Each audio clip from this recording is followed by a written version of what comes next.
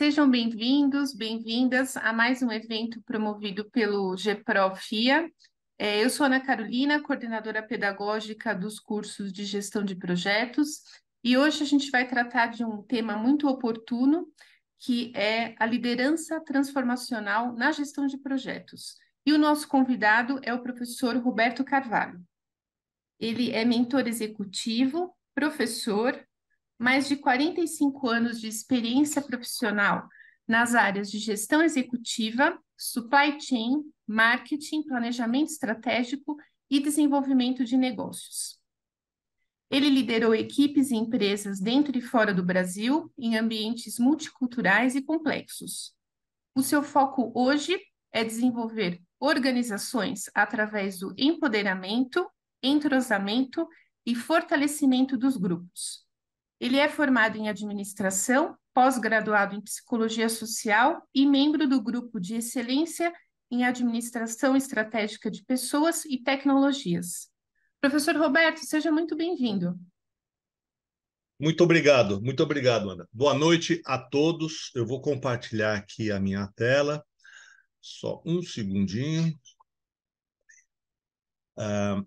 Eu quero, antes de mais nada, agradecer o apoio da FIA, agradecer a oportunidade que eu tenho nesse momento aqui de compartilhar com todos vocês esse momento aqui, que eu espero que seja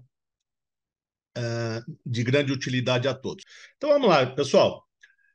Hoje nós vamos falar sobre liderança transformacional na gestão de projetos. Para quem tem o privilégio da visão, aqui tem meus dados de contato, ficaria honrado de tê-los em minhas redes sociais. Para aqueles que não têm esse mesmo privilégio, eu quero me apresentar, né? Eu sou um homem branco, uso óculos, eu tenho cabelo, mas ele é bem curto, eu corto ele bem curtinho. Estou usando uma camiseta polo de manga e gola cinza e corpo preto, né? E é isso. Tá bom? Ao meu fundo, eu tenho um fundo falso aqui, né, que é um fundo preto, para atenuar a tela para todos vocês, e espero ter ajudado com essa minha apresentação aqui, inclusive. Meus dados de contato todos estão aqui, e mais uma vez ficarei feliz de poder trocar depois com vocês na medida do interesse. Muito bem, pessoal. Como eu falei, hoje nós vamos falar sobre liderança transformacional. Nada mais coerente do que a gente começar entendendo ou compreendendo do que seja, né? Do que vem a ser liderança transformacional. E eu espero que ao longo dessa nossa conversa a gente faça uma conexão entre essa temática e a prática da gestão de projetos. Lembrando que não é uma palestra de formação para gestores de projetos. É para vocês, mas não é uma abordagem específica sobre metodologias de gestão de projetos. Mas sim em que momento a liderança transformacional se conecta com essa prática aqui dentro do ambiente corporativo. Muito bem. Dentre as várias definições que existem, eu não vou ler o texto todo, mas eu fui buscar lá no nosso amigo ChatGPT, né? E eu busquei em vários locais e eu achei essa aqui bastante interessante. E eu vou salientar aqui os pontos que estão em vermelho, né? Então, quando a gente fala de liderança transformacional, a gente fala de uma liderança que inspira, que influencia positivamente, trabalha a criatividade, trabalha a inovação, compartilha a visão, trabalha especialmente com o pensamento criativo, fomenta o pensamento criativo, incentiva o autodesenvolvimento e fortalece a equipe, promove uma cultura de excelência. Por que eu trouxe isso daqui? Porque todos os elementos que nós estamos vendo aqui, que eu salientei, eles fazem, evidentemente, referência às habilidades que a gente chama de socioemocionais, ou as soft skills. Né? Opa! É indiscutível de que essa dinâmica, essa atividade, ela interfaceia com um número substancial de pessoas dentro das organizações.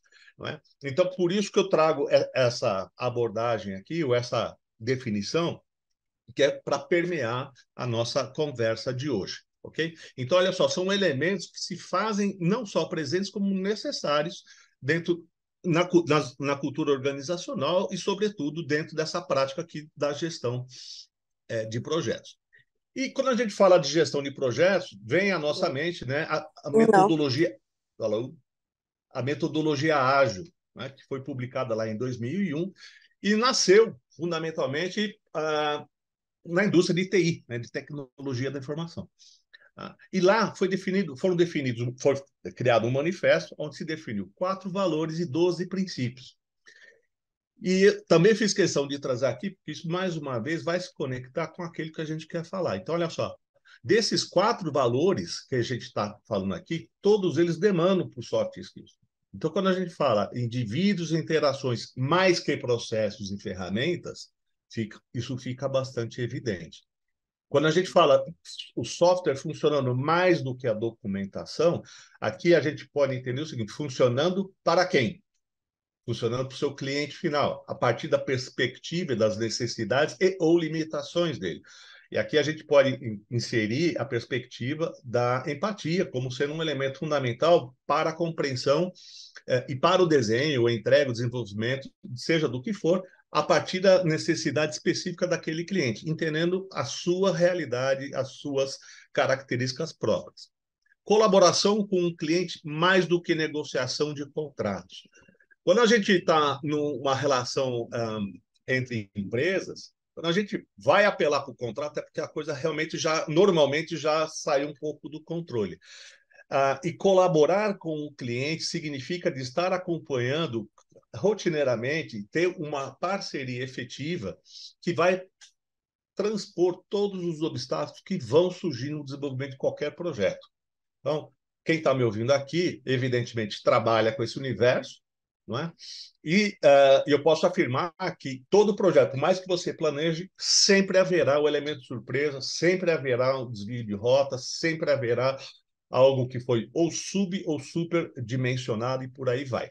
Então, ter um ambiente colaborativo com os clientes é fundamental para que essa parceria se estabeleça. E aqui a gente já quebra um paradigma de que não sou mais eu e o cliente. Somos nós em função de um objeto, de um objetivo, melhor dizendo, a ser transposto. E a colaboração, portanto, ela é fundamental.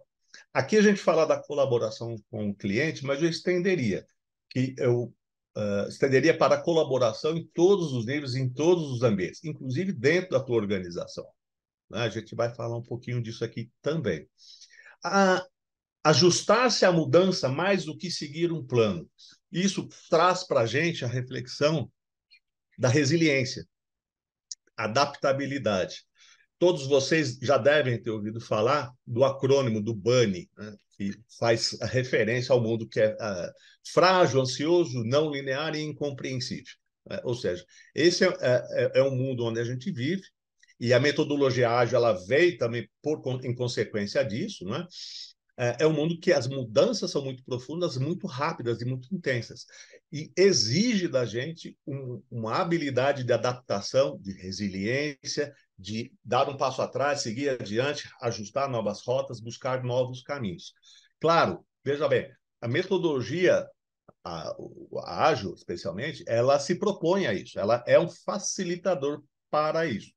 Mas eu penso de que ela por si só, qualquer metodologia, qualquer ferramenta, se não tiver sem o envolvimento adequado, o envolvimento humano adequado, ele morre na mesa, fica em cima da mesa. Então, portanto, são habilidades que a gente precisa começar a pôr na pauta da nossa agenda para que as entregas sejam mais fluídas, sejam mais aderentes internamente e também externamente. E aderente a quê? Não só ao produto final, que é evidente, mas também aderente ao cenário nos quais estamos inseridos. Tá certo? Aquilo que você faz para um cliente pode não ser adequado para outro cliente. Claro que existem aí as suas exceções, mas, via de regra, a forma de se relacionar, a forma de compreender, a forma de apoiar o teu cliente na busca de uma melhor solução, o vínculo de confiança, são todos elementos que permeiam essa relação, mas que são, de alguma maneira, considerados no Manifesto Ágil, certo? Mas que não fazem parte da metodologia propriamente dita, ok? Então, esse é um elemento que eu trago, que eu acho que é bastante importante. Quando a gente olha para os 12 princípios, da mesma maneira, a gente traz também aqui e vai reforçando essa premissa, não é? De que existem elementos que nos forçam a considerar as soft skills, as habilidades na gestão das pessoas, na autogestão, habilidade de comunicação, que é um ponto que a gente vai explorar aqui. Então, quando a gente fala desenvolvedores e clientes devem trabalhar juntos diariamente durante o projeto, é o que eu falei há pouco, de quebrar, de romper aquela relação unilateral. Você me pede, me paga, eu vou lá e te entrego. Não é? O que era uma verdade, claro, de uma forma simples, mas era uma verdade até bem pouco tempo.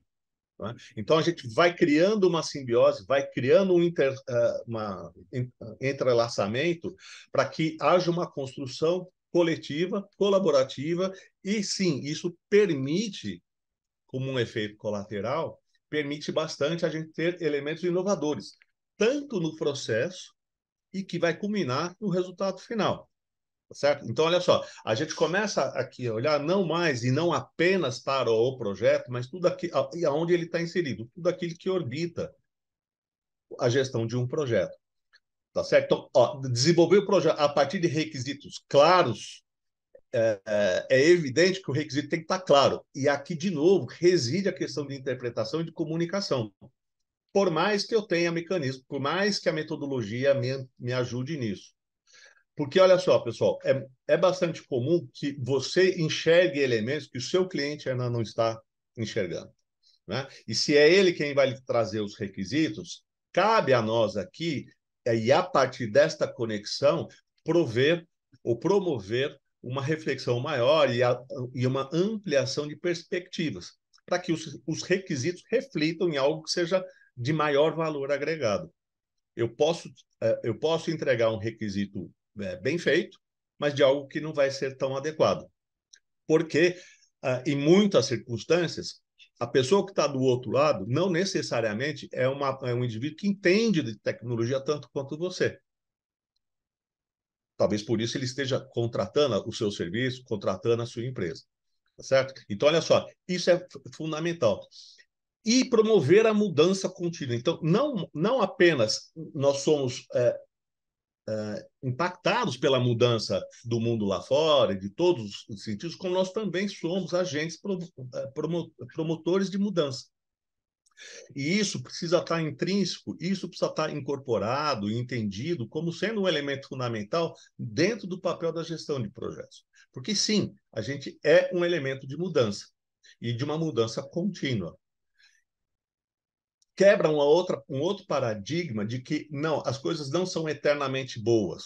Né? Elas podem ser adequadas num determinado momento, mas ela, de tempo em tempo, ela vai necessitando de uma revisão, ela vai precisando de outros elementos, de uma adequação, de uma adaptação e por assim vai. Haja visto os sistemas operacionais dos celulares. Não é? A gente não pode dizer que o primeiro era ruim. Claro que a gente pode dizer que o de hoje é melhor do que o anterior, mas isso só faz sentido porque houve uma evolução de um produto atendendo às características comportamentais dos usuários. Então, sem essa observação, a gente continua tendo, pode ter um produto que não seja adequado ao uso daquela população, daquele público específico, seja lá onde você esteja atuando. Então, é importante a gente, de novo, entender o contexto do cenário. É bastante possível que você trabalhe com diversos clientes que tenham perfis diferentes de toda a natureza. E isso precisa ser introjetado na elaboração do teu projeto, na gestão do seu projeto. Okay? Construir projetos em torno de equipes autogerenciadas. E aqui, pessoal, vem um outro grande desafio. Não é? Porque quando a gente fala de autogerenciamento, a gente fala de ter uma certa autonomia dentro das organizações. E eu trago isso porque, olha só, dentro do manifesto da metodologia ágil, ele já vai trazendo elementos, alguns princípios que vão necessariamente esbarrar na cultura organizacional e no modelo de gestão da organização. Né? Então, portanto, para eu ter equipes autogerenciadas, eu preciso ter todo um arcabouço que circunda isso também, que promova o autogerenciamento. E traz também para a gente o protagonismo, para não dizer a obrigação de sermos autogerenciados, né? De trabalharmos, entendermos como profissionais que precisam trabalhar bastante o autoconhecimento em todas as suas facetas. Então, portanto, pular um pouco do conhecimento técnico específico, sim, ele é necessário, sim, ele é fundamental e sim, ele é relevante. Mas, para além disso, trazer outros elementos que vão popular esse seu repertório para que essas diretrizes aqui possam ser mais facilmente atendidas. Okay? Que façam mais, que tenha maior fluidez na relação entre você, que é o gestor de projeto, o seu cliente, você, gestor de projeto, com seus stakeholders internos. Ok? Na sequência, nós temos aqui mais, os outros 12. Então, temos aqui ó, os melhores arquitetos, desenvolvedores e testers trabalham juntos todos os dias durante o projeto. E eu quero convidar a todos para a gente refletir o seguinte, de que essa abordagem que eu estou dando aqui vai além da execução da tarefa propriamente dita. Não é? Porque um arquiteto ele tem ali o seu conjunto de atribuições, conhecimento específico que ele vai entregar, certo? Todos eles aqui têm papel bem definido, tá certo? Do ponto de vista da tarefa. O que eu estou chamando a atenção aqui é para, de novo, para além disso, para como que a gente então cria e aí cola com o item anterior, times autogerenciáveis. Porque para você poder trabalhar junto, você precisa ter um ambiente de sinergia, você precisa ter ambiente que promova a diversidade, né? E que, sobretudo, saiba trabalhar com o erro do aprendizado, o erro da inovação, não o erro proposital, evidentemente. Um exemplo que eu dou bastante e que acho que ilustra bem é quando você começou a andar de bicicleta. Né? Fatalmente, todo mundo que está me ouvindo agora começou a andar de bicicleta e caiu quando estava aprendendo. Uma hora você aprendeu e foi adiante. Então, você imagina se quando você estivesse aprendendo a andar de bicicleta, se você tivesse, cada vez que você caísse, você levasse uma surra, por exemplo.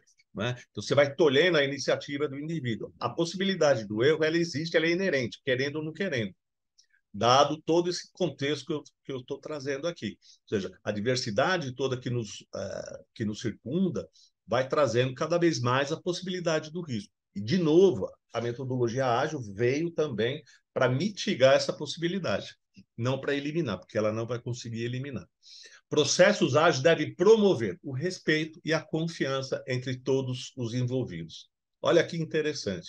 Né? Então, mais um princípio da metodologia ágil, que não fala especificamente da metodologia, né? Mas ele traz um arcabouço, ele traz diretrizes para que isso seja possível. Então, olha só, a gente vai lidar, você que é gestor de projetos, você vai lidar com conflitos o tempo inteiro. Você vai lidar com desejos ou com demandas que são naturalmente opostas, tá certo? Você vai trabalhar em ambientes diversos. Então, se você tem, como eu falei, você está trabalhando você tem 5, 10 clientes, você precisa entender com quem que você está falando lá do outro lado. E isso, naturalmente, traz pontos que podem ser de conflito ou que podem ser antagônicos. E a gente poder trabalhar em cima disso e manter o ambiente respeitoso, né, e de confiança é, sim, um dos atributos que se espera de um gerente de projetos. Não apenas e somente dele, mas como a gente está falando para vocês, estou carregando a tinta aqui, mas não é algo exclusivo para os gestores de projeto. Mas sim, você, enquanto líder de uma equipe ou de uma organização, isso é um papel que lhe cabe. Caso contrário, você corre o risco de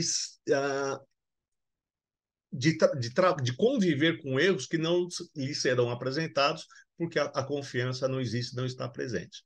Né? Existem vários casos aí, tem uma série na Netflix que se chama Na Rota do Dinheiro Sujo. Alguns dessas séries tratam disso, tá certo? Ou seja, aonde que a falta de confiança mútua acabou levando algumas grandes organizações. Então, mais uma vez, eu convido a que se reflita em cima dessas questões aqui. Quando a gente fala de gestão de projetos, a gente pode aqui, de uma maneira sintética, trazer 3 elementos, né? Que é processo, método e a liderança. Então, a combinação desses 3 elementos, claro que isso aqui é uma visão macro, né? A combinação desses elementos ela é essencial para uma boa gestão de projeto. E aqui, o liderança está em vermelho não é à toa. Ana, acho que tem uma pessoa com a mão erguida. Não sei se talvez. Não sei se ele quer falar Professor, agora. Ou... é o professor Roberto. Professor Roberto Sbraja, obrigada pela presença. Ah, sim, muito Professor agradecido. aqui da FIA. Ah, perfeito, obrigado. Eu pensei que ele estava querendo. Ok, muito obrigado. Seja bem-vindo.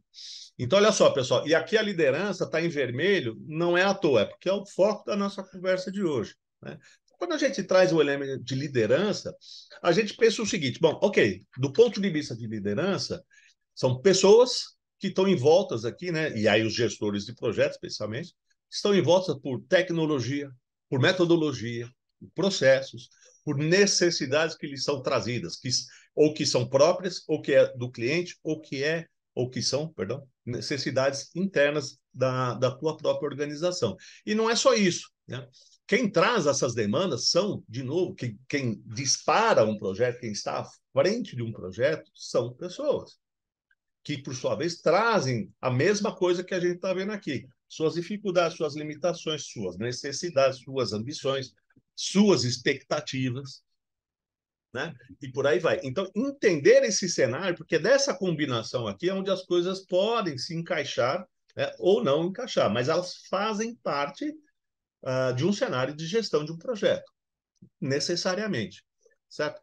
Então, de novo, quando a gente olha aqui para dentro, né, olhando para a cadeira do gestor, do gerente do projeto, do dono do projeto, ele tem ali, minimamente, o seu, com quem ele interfaceia, né, o seu time interno, né, seja desenvolvedor, seja PMO, seja o que for, você tem o seu time interno, você tem o seu time externo, que é o teu cliente, né, que pode ser um espelhamento do seu, e você pode, eventualmente, ter terceiros no meio, na composição da solução que você eventualmente ofereça.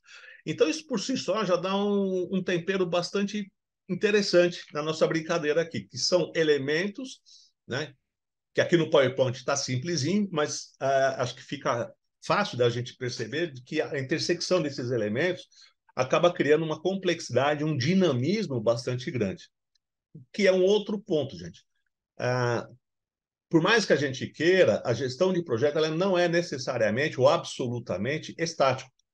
Ela tem uma natureza dinâmica, porque assim são os negócios, assim são as empresas, assim são as tecnologias e assim são as pessoas. Então, esse dinamismo ele vai trazendo para a gente diariamente desafios que eventualmente nos sejam inéditos e que podem sim nos desafiar, né? Tanto a você como gerente do projeto, como ao seu time, como ao seu cliente, como ao seu terceiro, como a todo mundo.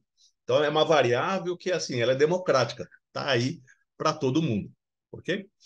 E lógico, você tem aqui então, você tem demandas e desejos de todos, né? Deixa eu tirar aqui da frente. Você tem restrições que pode ser tecnológica, financeira, profissional. Isso, veja só, pessoal, isso pode estar presente em maior ou menor intensidade em todos esses elementos que estão aqui, ok? Cultura organizacional é um outro elemento que também faz parte da brincadeira, né? Ele tem quase que certeza aqui, em momento algum, ele faz parte da definição de um projeto, mas ele está lá presente. Costumo dizer que cultura organizacional é que nem oxigênio. Você não vê, mas está lá, né? E se faz presente. Okay? Então, olha só. E mudanças de escopo, que podem acontecer sistematicamente, continuamente. Então, veja só, isso aqui é para dar mais uma apimentada e entender que, assim, a complexidade, o dinamismo e o tanto de elementos que circundam a gestão de um projeto, que estão no seu colo, e se você que está me ouvindo, se você não se deu conta disso, te convido a perceber e olhar ao teu redor e ver em que medida isso pode estar impactando positivo ou negativamente para a fluidez do seu trabalho. Ok? Cada uma dessas bolinhas, o quadradinho aqui, dá para explodir em mais 50 horas de conversa aqui. Ok? Mas o nosso intuito é trazer aqui uma visão ampla. Portanto, gente, não é só o projeto. né? E aqui está entre aspas, porque não é para diminuir, evidentemente que não é, mas não é apenas, então, somente o projeto. O projeto que ele é feito de uma forma, ele é desenvolvido de outra forma, ele é entregue de outra forma, ele é revisto e ele é elaborado, construído, né, numa complexidade maior, num cenário que passa a ser cada vez mais e mais colaborativo, cada vez mais e mais participativo e transparente. Né? Então, que traz um outro elemento para a gente levar para o travesseiro, que é a questão da transparência nas relações. Não é? Porque é evidente, todo mundo sabe que, claro, dependendo da complexidade do projeto, você tem as suas dificuldades, você tem os gargalos, você vai ter os tropeços, você vai ter os elementos surpresa, etc. E tal. E, de novo, se é uma relação de confiança, muito possivelmente o cliente vai apelar para o contrato. Claro, estou levando uma situação mais extremada, mas ele possivelmente vai fazer uso do contrato que estava escrito lá. Né? E, claro, então, todo esse contexto que eu estou trazendo nos ajuda a reforçar esse vínculo de confiança e essa união dos esforços no entendimento das dificuldades de todo um ecossistema, não apenas, então, somente no desenvolvimento. Estou falando aqui de desenvolvimento de software, porque é um exemplo que eu estou utilizando aqui, mas cabe para outros projetos que não sejam especificamente de tecnologia da informação. Ok? Tem esse sujeito aqui que ele fala essa frase aqui que eu acho muito interessante, né? Que entre o que eu penso, o que eu quero dizer, o que eu digo, o que você ouve, o que você quer ouvir e o que você acha que entendeu, há um abismo. Né? Dá um pouco até de medo, né, da gente olhar para isso daqui, e dá mesmo. Porque, e é natural, gente, acho muito legítimo que a gente, no nosso cotidiano, no nosso dia a dia, a gente parta do princípio de que o óbvio é óbvio e está tudo bem, vamos embora. O óbvio, a gente sempre costuma dizer isso, o óbvio precisa ser dito. Né? E isso traz para a gente, dentro desse bojo aqui, a habilidade de comunicação. Não é? Então, veja bem, as perspectivas sobre o mesmo objeto, elas sim podem ser bastante diferentes. Então, acho que esse desenho aqui é bastante emblemático, porque o objeto é o mesmo, mas de repente eu estou querendo lá o amarelinho e você está olhando o azulzinho. Desnecessário dizer de que isso aqui tem tudo para não dar muito certo. Né? Então, olha só, quando a gente. E é um ponto que pode parecer banal, talvez, nesse momento aqui, mas eu garanto a vocês que não é. Né? Não apenas para a gente entender, né, de qual lado nós estamos olhando, se nós, né, garantir que estamos todos olhando para o mesmo lado, ou a partir da mesma perspectiva, né, para que a gente tenha toda a jornada, que ela seja minimamente garantida para que a gente caminhe para o lado ok, para o lado certo, para o lado adequado. Ainda que existam os tropeços, ainda que existam as barreiras, e, de novo, ainda que existam as surpresas no meio do caminho. Mas esse é o ponto central, o ponto necessário, não só para você como gerente de projeto, frente ao seu cliente ou junto ao seu cliente, mas também olhando para a tua equipe internamente. E eu volto a dizer, sim, as metodologias, seja ela qual for, elas nos ajudam a isso. Né? Mas eu estou indo para além disso, porque mesmo elas, ainda, como a gente está falando de comunicação humana, as possibilidades são imensas. Né? Ainda não vi nenhum algoritmo que traduza tudo e tudo aquilo que a gente pensa, que a gente sente, que a gente deseja e por aí vai. Certo? Então, mais uma vez, convido vocês para que no cotidiano de vocês tragam esses elementos lá no início, né? E que desenvolvam isso dentro da tua equipe. É fundamental, porque isso ajuda na liderança transformacional.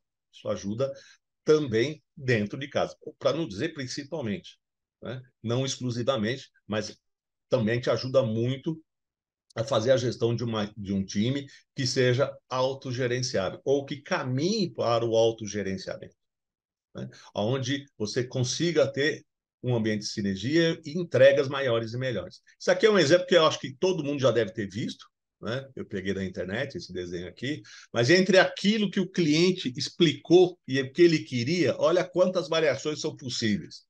Não é? E a depender do que ele explicou, quase todas aqui seriam possíveis. Não sei qual foi a narrativa, mas ele queria alguma coisa talvez para sentar e balançar. Então, todas essas possibilidades aqui, de uma certa maneira, funcionam. Quando a gente pensa, então, no conflito, ou, melhor dizendo, quando a gente pensa na questão da comunicação, isso aqui, minha gente, reflete em custos. Isso aqui reflete não apenas em custos financeiros, como custos emocionais, seu desgaste com o seu cliente. Né? Vamos imaginar que o cara pediu lá a árvore com a escadinha e você entregou o pneu. Né? Você tem um desgaste emocional, um desgaste de relacionamento com o teu cliente bastante grande. Os profissionais de administração costumam dizer, ou da área de negócios, costumam dizer que para você ganhar um cliente custa muito. Para perder é fácil e é melhor mantê-lo. Né? Então, veja bem, quando você incorre em umas situações que, se eventualmente são situações frequentes dentro da sua organização, tem uma luzinha amarela acesa aí, porque isso não é bom para absolutamente ninguém em nenhuma circunstância. Quando a gente fala, então, novamente de gestão de gestão de projetos, quando a gente fala de novo, né, da liderança, a gente tem aqui, o Alapidar trouxe aqui um estudo que diz que os conflitos acontecem 90% por conta da maneira de falar. Olha só, muito mais do que pelas diferenças de opinião. Então, a maneira de falar, sim, importa, que conecta com uma boa parte do que eu trouxe até agora aqui. Né? Então, tem formas e formas da gente se comunicar. E não apenas falar, mas também de saber ouvir. Tá certo? Então, a comunicação, ela, de novo, gente, ela pode parecer algo trivial e a gente, como ser humano, acaba desconsiderando o trivial, né? Ou trazendo ele para uma camada sem relevância alguma. E eu trouxe aqui também um outro gráfico do World Economic Forum que traz as principais 10 habilidades de gestão, de liderança para o ano de 2023.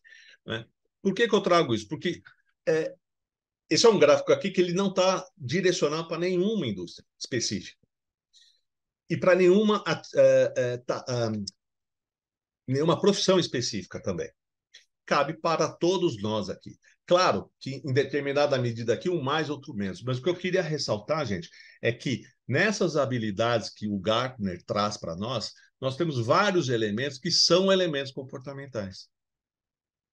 Muito mais do que os elementos técnico-cognitivos. Certo? Que, mais uma vez, são absolutamente necessários. Não adianta você ter tudo o que eu falei e você não saber fazer o que você tem que fazer. Não adianta nada. Tá certo? Porém, aqui, quando a gente traz aqui autoeficácia, por exemplo, alta com U, não é com L, não é? Traz para a gente o protagonismo, traz para a gente o autogerenciamento, traz para a gente a responsabilidade de buscar esse caminho. E traz para a gente a necessidade, para não dizer obrigatoriedade, de fazer uma reflexão do seguinte: bom, ok, aonde que eu estou? Né? O que te trouxe até aqui não necessariamente vai te levar adiante. E esse acho que é um ponto importante para a gente refletir. Tá certo? Olha aqui, olha. Trabalhar com os outros é um elemento também que faz parte dessa habilidade da liderança. E, claro, a gente está falando da gestão de projetos, há uma liderança nata aqui dentro, obrigatória aqui dentro, que ela tem que acontecer. Ela acontece, mesmo se talvez você não se deu conta disso, mas ela está acontecendo. Né? Na medida que você está negociando, na medida que você está estabelecendo prazos, distribuindo tarefas, trazendo gente nova para o grupo, fazendo mobilizações, tudo isso tem a ver com liderança. Né? Então, olha só, e a liderança ela é exercida através, ou vai ser melhor exercida através do emprego dessas habilidades aqui. Ok? Então, é importante a gente levar isso adiante. Eu também não vou ler tudo isso daqui, mas eu queria só trazer para vocês algumas consequências que eu acho que são universais por uma má comunicação. Né? Diminuição da motivação e do comprometimento da tua equipe. Gestão de projeto pressupõe uma equipe trabalhando, não importa o tamanho. Né? E, de novo, a equipe pode incluir pessoas da tua empresa, como pode incluir equipe de terceiros também. A má comunicação tem um impacto direto nisso. E equipes não motivadas ou não comprometidas impacta diretamente na execução do seu projeto. Então, eu bato carimbo em cima. Redução do índice de produtividade, que é outro elemento que te deixa com as calças na mão. Quando você faz a definição de um projeto, um dos indicadores ali é o teu prazo de entrega, produtividade, está intrínseco ali. Tá certo? Então, olha só, são vários elementos que trazem, que estão implícitos, ou que podem vir oriundos de uma má comunicação. E reforço, em todos os vetores, em todas as direções. Aumento de custos e perda de posições do mercado. A questão de comunicação, gente, ela tem, inclusive, um impacto na marca da tua organização. Na marca empregadora e na marca enquanto fornecedor de serviços, seja ele qual for, produtos ou de serviços. Eu tenho certeza que quem está me ouvindo aqui já deve ter tido alguma experiência que é assim, pô, esse produto, esse serviço, daquela empresa eu não compro. Você teve uma experiência X qualquer que te ficou gravado naquilo. E que pode ter sido uma derivação disso daqui, gente. Tem um ponto que é importante, que nem sempre essas questões aqui elas são explicitadas, especialmente pelo seu cliente, nem sempre. Né? Cabe a nós termos uma visão, um olhar atento a isso, para que isso esteja ao nosso alcance, para que a gente consiga fazer a gestão, o direcionamento adequado na medida que as coisas forem também acontecendo. Okay? Um outro ponto aqui também, olha, não compreensão dos objetivos empresariais por parte da equipe. Isso distancia a equipe de todo um planejamento estratégico. Mais uma vez, pode ser dentro da tua empresa, como também para o cliente. Quando eu contrato um projeto seu, né, esse projeto ele está conectado com uma demanda estratégica da minha organização. Que se você minimamente não tiver entendimento disso, os impactos, as necessidades e os porquês, né, e se você tem uma equipe que não tem comprometimento, você tem uma equipe que não tem motivação, etc. e tal, fatalmente a entrega vai se distanciar muito ou substancialmente da estratégia pretendida. E isso não preciso dizer impacto em custo, imagem e por aí vai.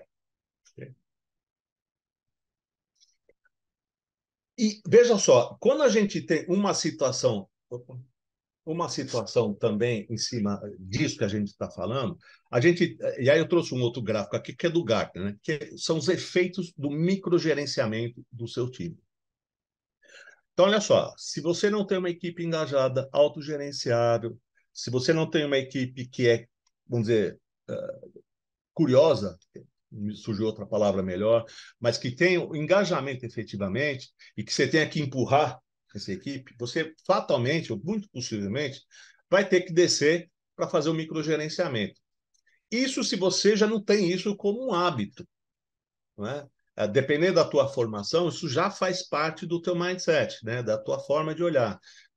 Entretanto, traz o Gartner aqui que o microgerenciamento também é um elemento que impacta na produtividade do teu time, no engajamento do seu time, na adesão dos bons profissionais para a tua empresa. Não é? As empresas têm um desprendimento de energia bastante substancial na contratação de bons profissionais. Não é? E retê-los é um grande desafio. E em algumas indústrias, em algumas empresas, a gente fala aqui de conflito de geração, isso aqui, tal, tem, enfim, um caminho de variáveis aqui. Mas quando a gente fala de geração, que é uma galera que está entrando, que está botando o pé no barro mesmo, né, metendo a mão na massa, tal, a grande maioria é muito orientada à realização, à possibilidade de aprendizado e de realização. E o microgerenciamento ele vai tolhendo isso. E aí alguém pode perguntar, tá bom, mas como é que eu faço isso daqui? Né? Claro, depende de cada situação, é uma situação, mas do teu entendimento da equipe que está com você.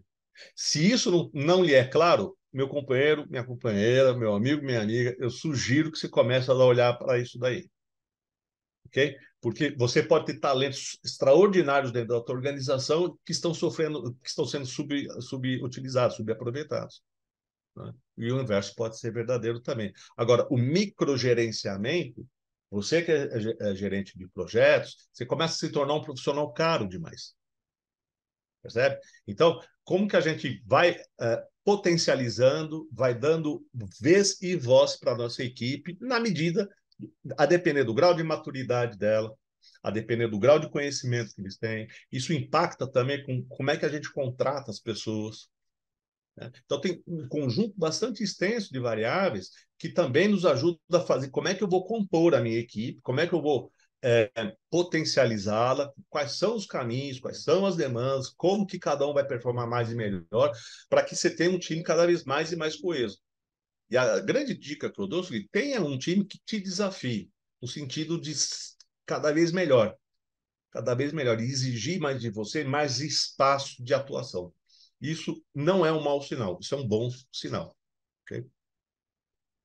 Então, se você está vivendo isso, microgerenciamento no seu time, a pergunta que eu faço é: isso é uma situação que ela é necessária ou é um efeito colateral de toda uma estrutura, de todo um ambiente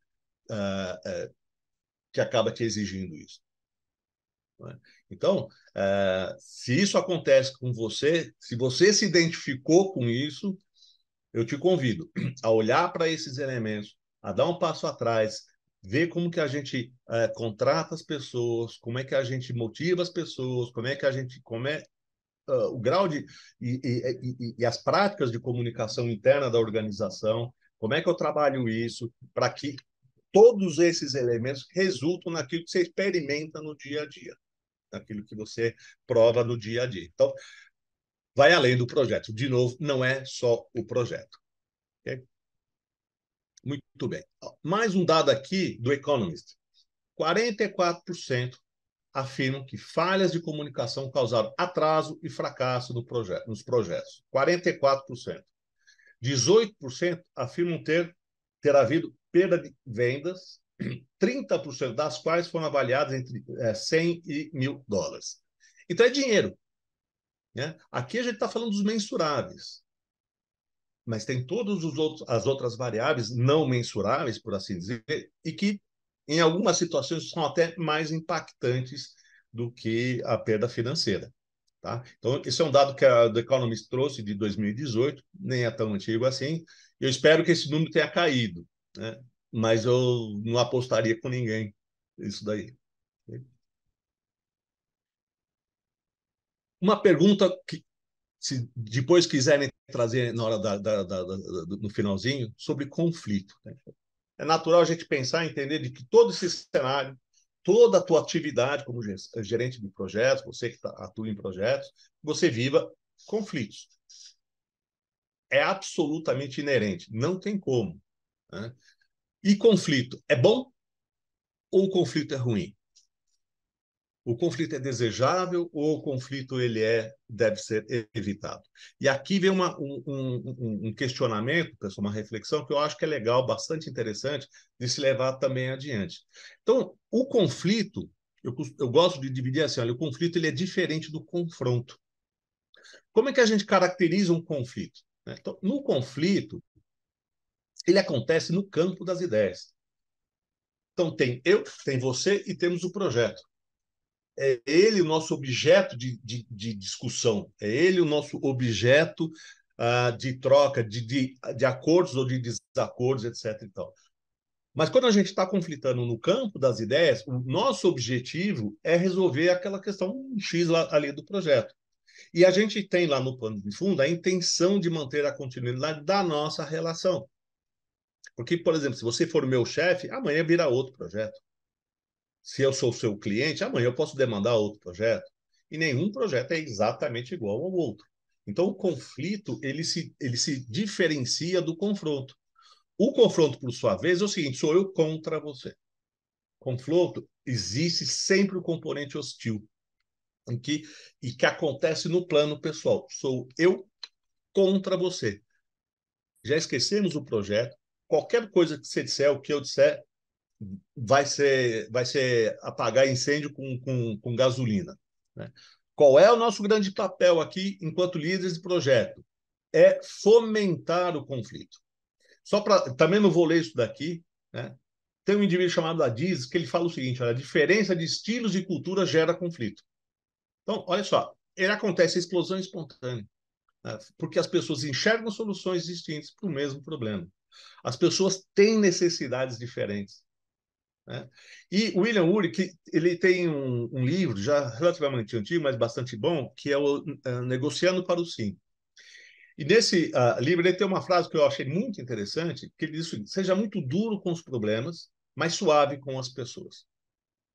Dificilmente, na apresentação, vocês viram, eu faço mentoria executiva, dificilmente eu vejo isso presente nas organizações.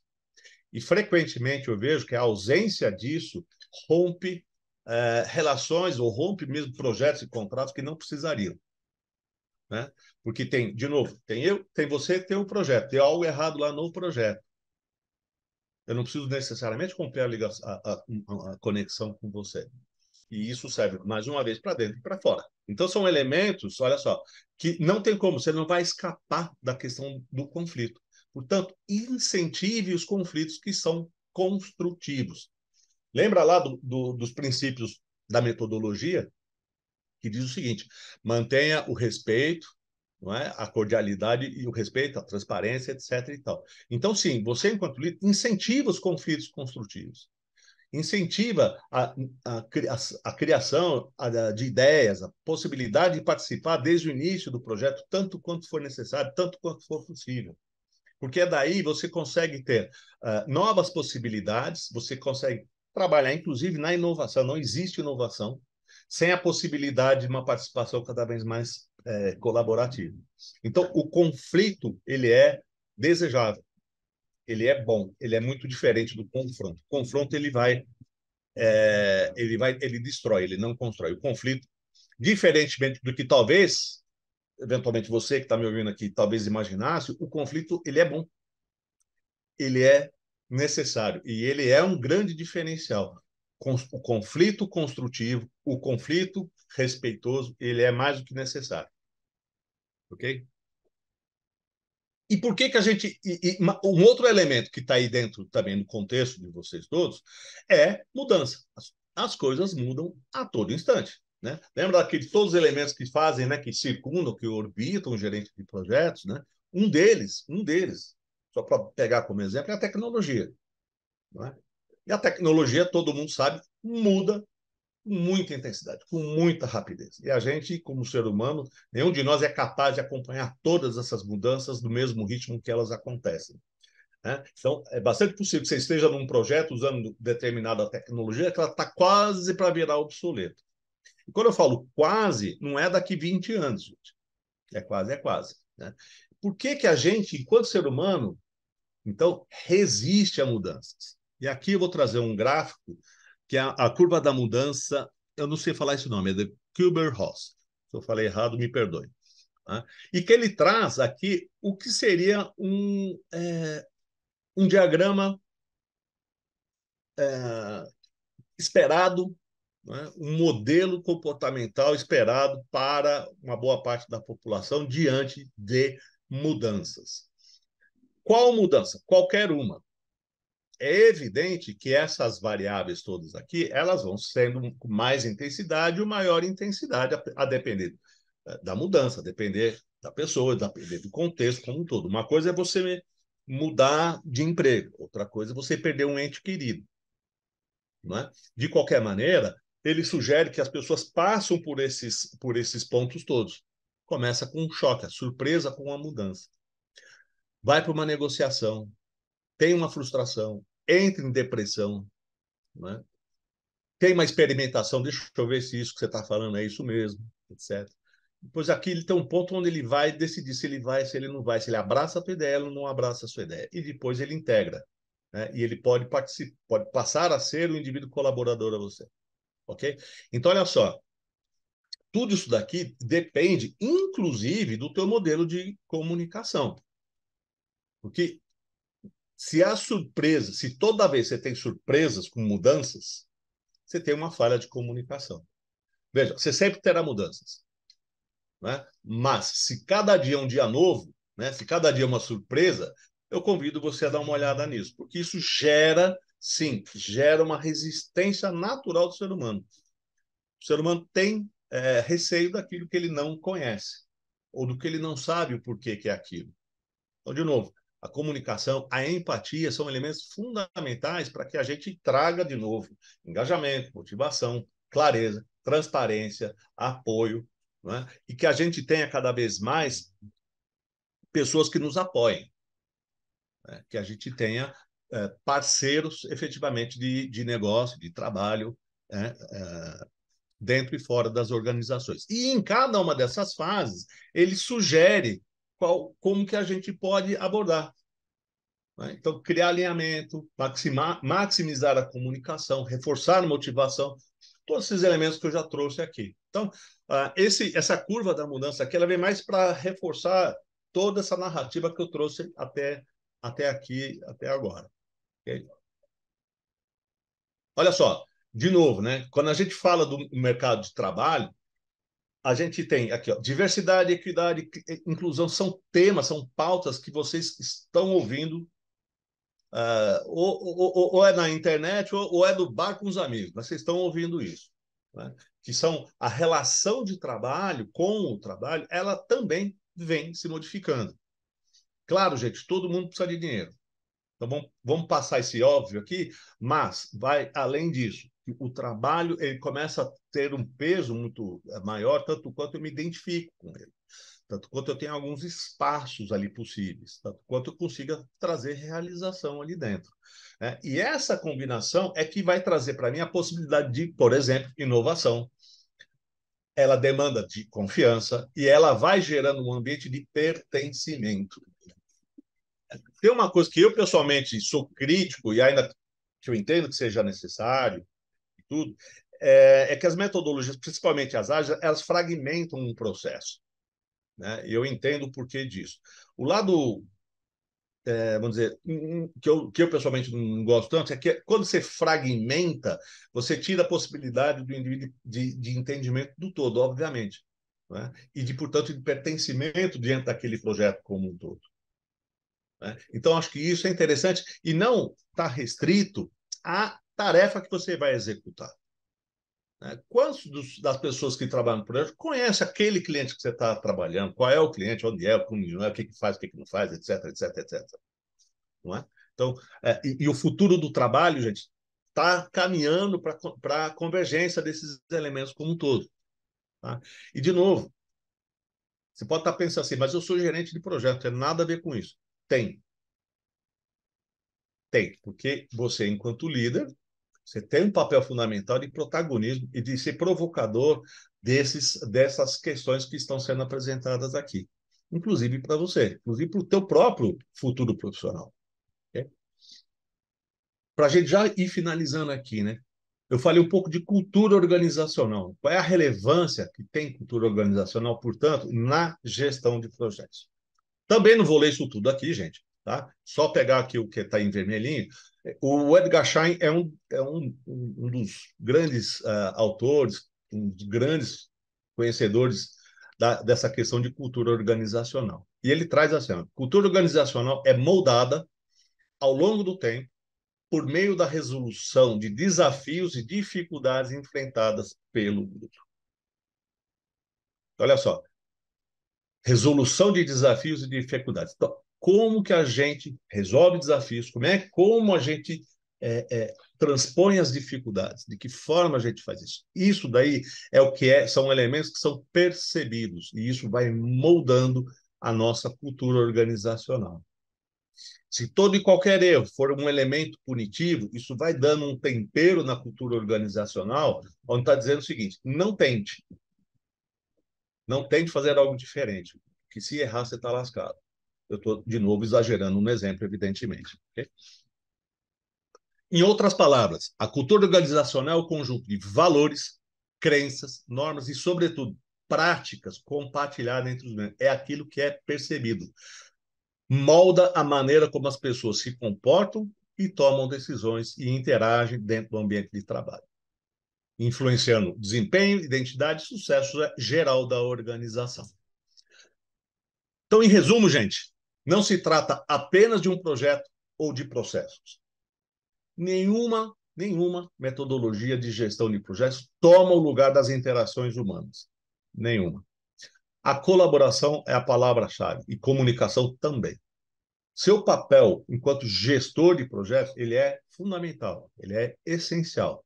Se dê conta disso e se aproprie disso. É bacana. E fomente, enquanto gestor de projetos, enquanto líder, uma cultura de diversidade, pluralidade e, como eu já falei, de respeito. Então, era isso que eu queria entregar aqui para vocês. Passo a bola para a Ana, se tivermos questões ou conversas que sejam de Professor, interesse do grupo, estou à disposição. tem Oi. uma questão aqui muitos comentários no chat. O José Renato Viana, ele faz uma pergunta. Ele fala: entendo que os requisitos citados no item 2 dos 12 princípios são previamente definidos no escopo e planejamento, é correto? É correto. Limite de Ou, ajuste ou, ou, ou deveria, assim deveria ser, né? deveria ser. Qual o É. limite de ajustes de requisitos adequado? Até onde eles poderão impactar no gerenciamento de projetos e objetivos desejados do projeto? Boa pergunta. Ó, é assim, eu não vou te dar um número para isso. O que a gente trouxe é o seguinte: quando a gente tem lá no início do projeto, na especificação, né, nos requisitos, etc. e tal, se a gente consegue o máximo possível explorar isso, garantir entendimento, a gente vai mitigar a possibilidade de mudanças de escopo. Elas possivelmente vão acontecer. Aí a metodologia vai ajudar. A metodologia ágil, ela vem muito para ajustar isso daqui, para você errar rápido, fácil e barato, né, para que isso seja possível de ser ajustado. De qualquer maneira, o entendimento de que ajustes de requisitos, ajustes de projeto, ajustes de rota são passíveis de acontecer, e isso está compreendido dos dois lados, que eventualmente você tem uma mudança de escopo que vai ter um impacto financeiro no projeto. Se você não tem isso muito bem alinhado com o teu cliente lá atrás, a resposta para a sua pergunta ela fica comprometida. Porque assim, olha, a gente já sabia que isso aqui poderia tomar um outro rumo, ou esse aqui a gente vamos validar isso aqui para ver se vai dar certo, não vai dar certo, você vai prototipar, não sei o que e tal, né? E se isso não deu certo, a gente vai fazendo os ajustes. Isso é uma possibilidade, né? Agora, uma mudança brusca de escopo, aí vai depender do que você está falando, de que projeto que você está falando, que pode ser um outro projeto, isso, né? A depender do tamanho dessa mudança. Mas ela parta do princípio de que mudança de escopo ela vai acontecer, né? E isso pode ser bom ou ruim para ambos, para os dois lados. Tá? Então, por isso que eu acredito que seja muito importante esse alinhamento, esse vínculo, desde o início. Porque a mudança de escopo não pode ser, e aí que eu vou falar entre aspas, não pode ser culpa de alguém, né? A mudança de escopo, ela acontece. Ela diria para você que ela vai acontecer mesmo, né?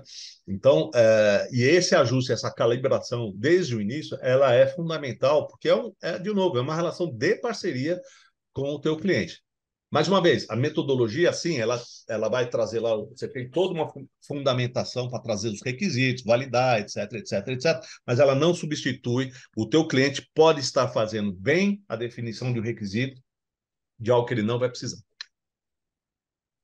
Isso Espero ter mesmo. te respondido. Confiança, né, professor? Confiança. Algumas questões que estão colocando aqui no chat. A Lilian Toledo, ela pergunta, professor, qual a dica você poderia dar para estimularmos a equipe a lidar bem com os conflitos? Pergunta difícil, hein? Lilian, como que a gente lida bem com o conflito? Primeiro ponto, autoconhecimento. Primeiro ponto. Por quê? Porque a partir do autoconhecimento você vai conseguir discernir o que é um conflito ou um confronto. Né? Como eu comentei, em muitas ocasiões nas organizações a coisa vai para o confronto. Você, enquanto líder, ao conseguir distinguir uma coisa da outra, já é um grande avanço. Existem várias abordagens que te ajudam na solução de conflito. Primeiro, a escuta empática. Todo mundo fala a partir de uma perspectiva, né? Entender essa perspectiva, dar espaço para as conversas é fundamental. E ela não impõe a concordância. Concordância é uma das possibilidades, certo? Porque a gente pode ter um conflito aqui de entendimento de alguma coisa, mas o meu entendimento pode não ser viável, né? Nada substitui a relação de confiança e a relação de transparência. Então, sim, promova o conflito de maneira tal que a confiança mútua esteja presente, ela é fundamental para que você não tenha ambientes que sejam plásticos, ou como diria o Bauman, né, ambientes líquidos, né, o amor líquido, etc. E tal. Que a gente tenha consistência. E essa consistência supõe o seguinte, ou pressupõe o seguinte, temos um problema, que é esse daqui. Uh, e você tem várias práticas, depende do que conflito que a gente está falando. Vocês têm o one-on-one, né? Que são as reuniões que são feitas diariamente ou frequentemente. Vocês têm vários mecanismos e canais que possibilitam a troca ou fóruns, né? Que permitem a troca de experiências, visões, expectativas. Mas olha, nada substitui o olho no olho, né? E a sinceridade, a transparência e a empatia. A escutativa é fundamental e você só vai fazer isso a partir do seu autoconhecimento. Você estando tendo o teu autoconhecimento, você entendendo aonde as coisas estão, porque em muitas ocasiões você pode ser a fonte do problema. E você precisa ter maturidade para encaixotar isso daí, né? A solução de um determinado problema você pode validar, mas está fora do seu alcance. Várias são as possibilidades. E agora, entretanto, a confiança mútua ela é igual em toda e qualquer circunstância. Espero ter respondido, Lilian.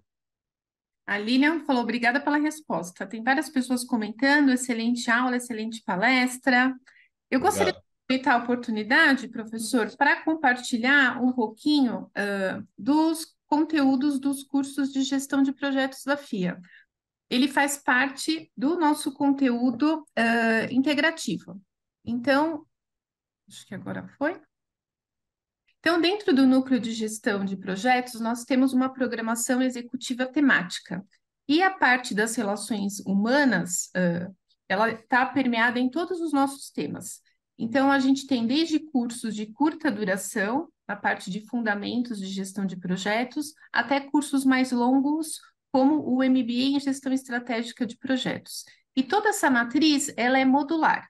Então, você pode fazer um curso de curta duração, um curso de 44 horas, e depois, se você quiser, pode ir fazendo um curso de uma carga horária maior, 132, fazer uma pós, e aproveitar o crédito e o valor que você investiu dentro desse contexto, fazendo uma pós-graduação.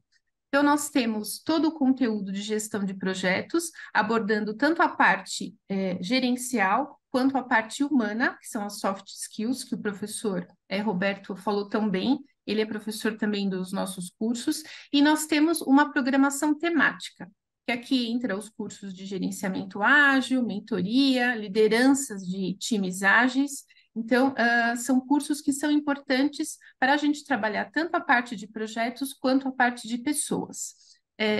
A gente ainda tem turmas que vão acontecer, né, nesse ano de 2023, então o próximo curso que vai acontecer é o de gerenciamento ágil de projetos, que está com a turma programada para o dia 21/9.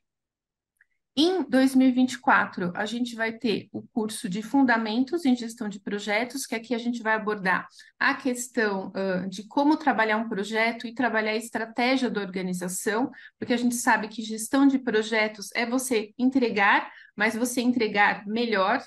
Então, a gente está preocupado com isso. Aqui é um curso de 44 horas. Aí, na sequência, tem um curso de formação em gestão de projetos, que aqui a gente vai abordar mais o conteúdo preditivo, gestão de escopo, cronograma, custos, gestão de equipe, riscos. Então, para aqueles que estão buscando um conhecimento na área, esse é um curso ideal.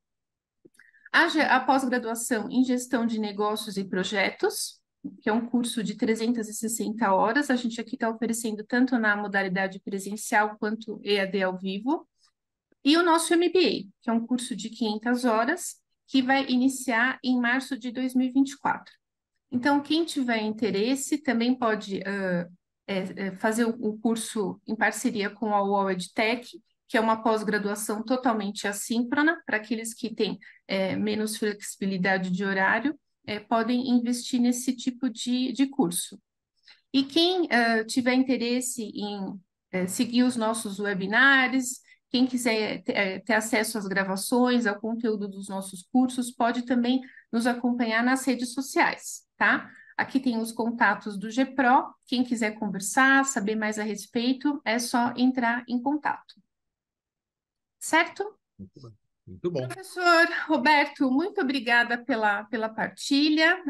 Eu Gostaria que de agradeço. dar um recado aqui para os nossos alunos. Queria agradecer a presença dos nossos alunos do FIA Online, a presença de alguns professores, professora Gleriane, professora aqui, a Vanessa, pessoal do nosso time.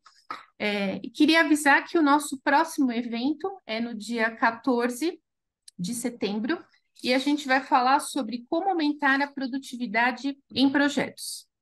Um tema importante. Professor, gostaria de fazer mais alguma colocação? Eu espero ter agregado valor a todos. Agradeço mais uma vez a oportunidade que a FIA me deu e pela honrosa presença de todos aqui. Eu fico bastante lisonjeado. Muito obrigado.